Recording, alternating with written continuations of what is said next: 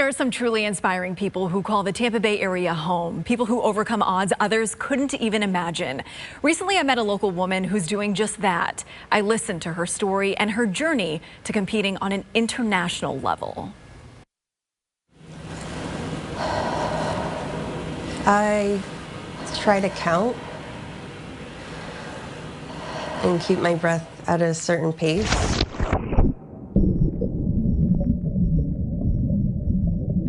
A breath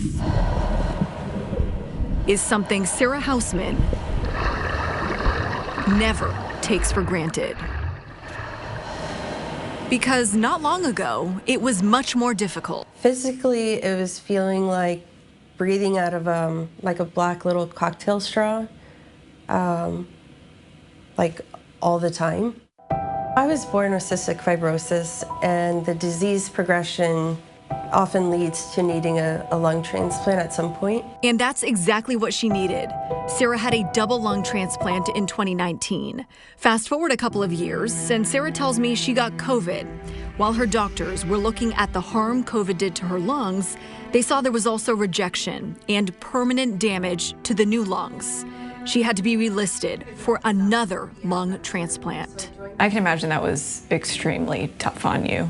I was doing things after the first transplant that I've never been able to do. I went hiking for the first time in my life in Colorado. Look who's doing her first. I was running for the first time in my life. I was doing all these things that I'd never experienced before. So to go from that high so quickly to a low, pretty low, was definitely mentally very taxing.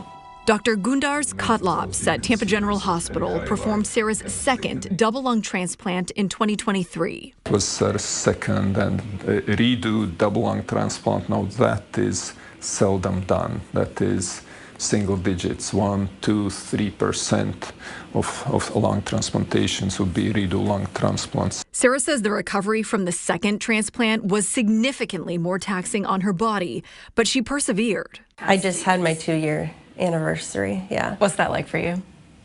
I can't believe it's been this long, really. It's gone kind of fast at this point.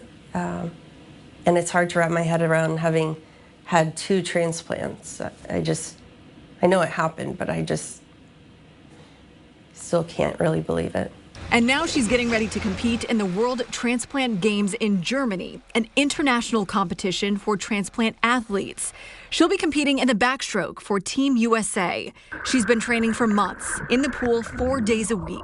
For me, having blood clots and some other issues, swimming was prescribed or encouraged by other doctors as a way to help heal some of those other things. And it's great for, cardiovascular.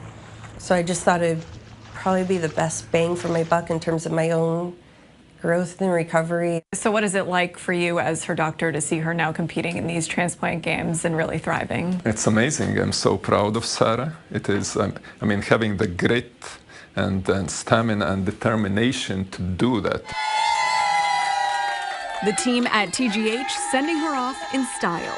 What does your future look like? Just keep moving forward. Hopefully, more great things to come. But it's very easy to be grateful after receiving a transplant. Like, everything changes. Organ donation is just so valuable. It saved my life twice. I know a single donor can save up to 8 lives.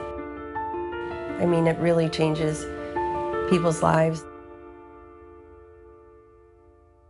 Sarah truly is an inspiration. Her story is incredible. She'll be competing on Wednesday. I'm going to check in with her after the competition to see how she did, and I'll bring you the update later this week as soon as I have it. We wish her the best of luck.